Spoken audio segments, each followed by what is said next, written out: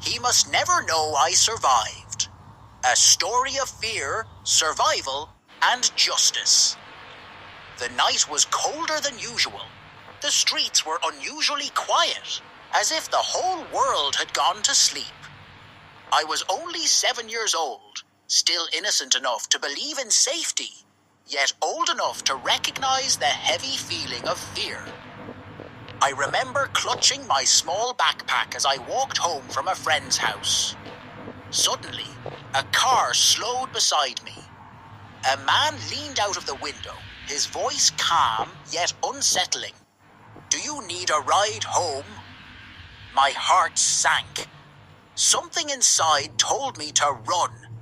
But before I could, everything changed in an instant. When I opened my eyes again, I wasn't on the street anymore. I was lying on the cold ground, surrounded by tall trees. The damp smell of earth filled the air. Confused and terrified, I realized I had been taken deep into the woods. The figure of the man hovered over me. My body froze in fear.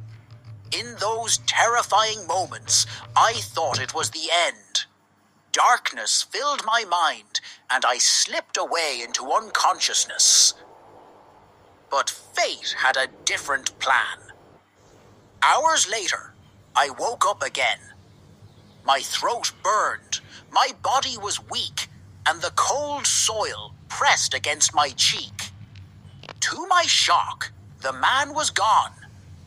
He had left me there, believing that I wouldn't survive. That mistake became my miracle. Weak and trembling, I forced myself to move. I whispered to myself over and over, "Stay quiet, stay hidden. If he knows you're alive, he will return." The forest felt endless. Every shadow seemed like him. Every rustle of leaves felt like danger approaching. But I knew I had to keep moving. Slowly, I crawled toward the faint sound of running water. Perhaps a river or stream could lead me to safety. The hours of the night stretched like years. My small body ached. But inside me, a voice kept saying, "Don't give up. Survive." At last, as dawn broke, sunlight filtered through the trees.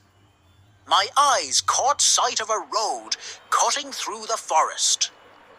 Gathering the last of my strength, I stumbled onto the gravel and collapsed.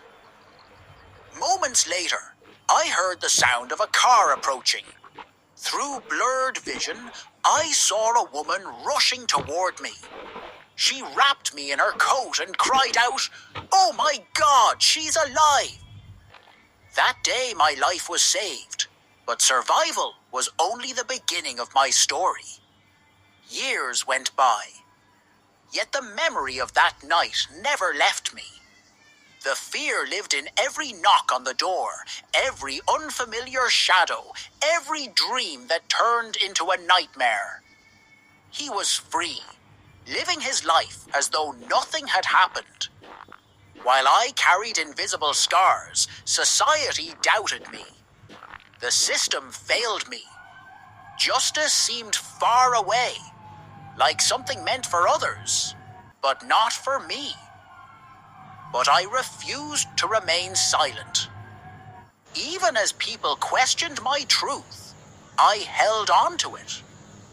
I told my story again and again. I wanted the world to know what had been done, not just to me, but to many others who never got the chance to speak. Finally, years later, new evidence surfaced. This time, there was no escape for him. When the trial began, I stood in the courtroom, trembling yet unbroken.